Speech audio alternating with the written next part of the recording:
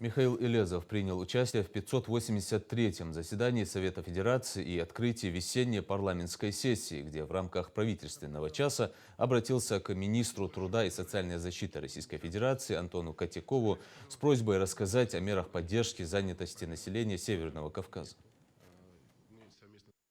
Антон Олегович, сейчас все говорят о сложившемся дефиците рабочих профессий, но в части регионов, например, на Северном Кавказе, сохраняется высокий уровень безработицы.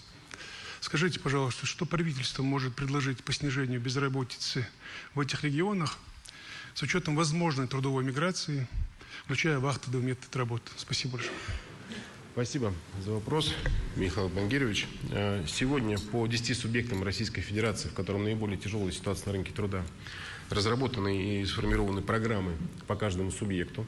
В рамках этих программ мы совместно с регионами прорабатываем вопрос создания новых рабочих мест в этих территориях. В том числе часть регионов формирует так называемые двухсторонние трудовые отношения с соседними субъектами, которые испытывают дефицит кадров. В частности, такие программы есть в Самарской области по трудоустройству специалистов на АвтоВАЗ. И в данном случае происходит релокация трудовых ресурсов из трудоизбыточных в трудодефицитные регионы.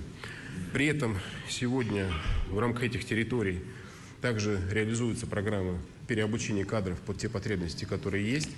И активно реализуются программы, в том числе и снижение нелегальной занятости в этих субъектах. Спасибо.